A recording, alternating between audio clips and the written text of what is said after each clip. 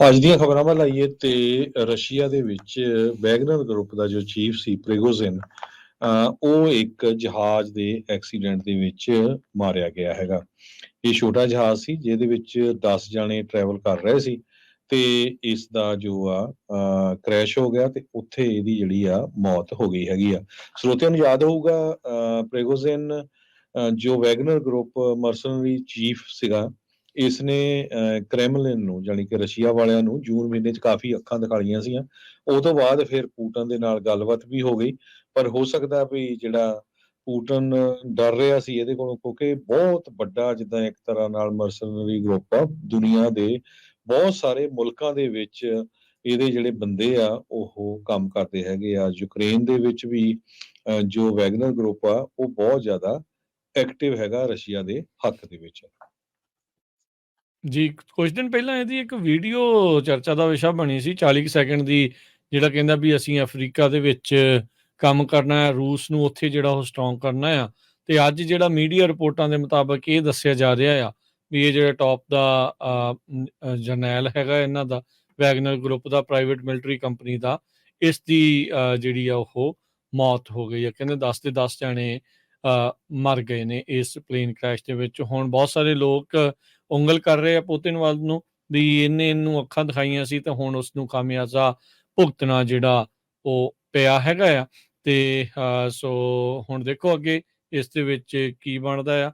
Obviously ਉਹਨਾਂ ਨੇ ਇਸ ਸਾਰੇ ਮਾਮਲੇ ਵਿੱਚ ਆਪਣਾ ਪੱਲਾ ਝਾੜਿਆ ਆ ਰੂਸੀ ਫੌਜ ਨੇ।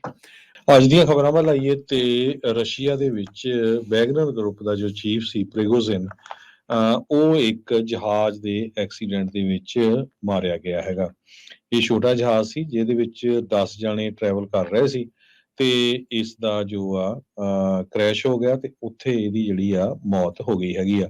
ਸਰੋਤਿਆਂ ਨੂੰ ਯਾਦ ਹੋਊਗਾ, ਪ੍ਰਿਗੋਜ਼ਿਨ ਜੋ ਵੈਗਨਰ ਗਰੁੱਪ ਮਰਸਨਰੀ ਚੀਫ ਸੀਗਾ, ਇਸਨੇ ਕ੍ਰੈਮਲਿਨ ਨੂੰ ਜਾਣੀ ਕਿ ਰਸ਼ੀਆ ਵਾਲਿਆਂ ਨੂੰ ਜੂਨ ਮਹੀਨੇ 'ਚ ਕਾਫੀ ਅੱਖਾਂ ਦਿਖਾਈਆਂ ਸੀਗੀਆਂ। ਉਹ ਤੋਂ ਬਾਅਦ ਫਿਰ ਪੂਟਨ ਦੇ ਨਾਲ ਗੱਲਬਾਤ ਵੀ ਹੋ ਗਈ, ਪਰ ਹੋ ਸਕਦਾ ਵੀ ਜਿਹੜਾ ਪੂਟਨ ਡਰ ਰਿਹਾ ਸੀ ਇਹਦੇ ਕੋਲੋਂ, ਕਿਉਂਕਿ ਬਹੁਤ ਵੱਡਾ ਜਿੱਦਾਂ ਇੱਕ ਤਰ੍ਹਾਂ ਨਾਲ ਮਰਸਨਰੀ ਗਰੁੱਪ ਆ, ਦੁਨੀਆ ਦੇ ਬਹੁਤ ਸਾਰੇ ਮੁਲਕਾਂ ਦੇ ਵਿੱਚ ਇਹਦੇ ਜਿਹੜੇ ਬੰਦੇ ਆ ਉਹ ਕੰਮ ਕਰਦੇ ਹੈਗੇ ਆ। ਯੂਕਰੇਨ ਦੇ ਵਿੱਚ ਵੀ ਜੋ ਵੈਗਨਰ ਗਰੁੱਪ ਆ ਉਹ ਬਹੁਤ ਜ਼ਿਆਦਾ ਐਕਟਿਵ ਹੈਗਾ ਰਸ਼ੀਆ ਦੇ ਹੱਕ ਦੇ ਵਿੱਚ। ਜੀ, ਕੁਝ ਦਿਨ ਪਹਿਲਾਂ ਇਹਦੀ ਇੱਕ ਵੀਡੀਓ ਚਰਚਾ ਦਾ ਵਿਸ਼ਾ ਬਣੀ ਸੀ 40 ਕੁ ਸੈਕਿੰਡ ਦੀ, ਜਿਹੜਾ ਕਹਿੰਦਾ ਵੀ ਅਸੀਂ ਅਫਰੀਕਾ ਦੇ ਵਿੱਚ ਕੰਮ ਕਰਨਾ ਹੈ, ਰੂਸ ਨੂੰ ਉੱਥੇ ਜਿਹੜਾ ਉਹ ਸਟਰੋਂਗ ਕਰਨਾ ਆ।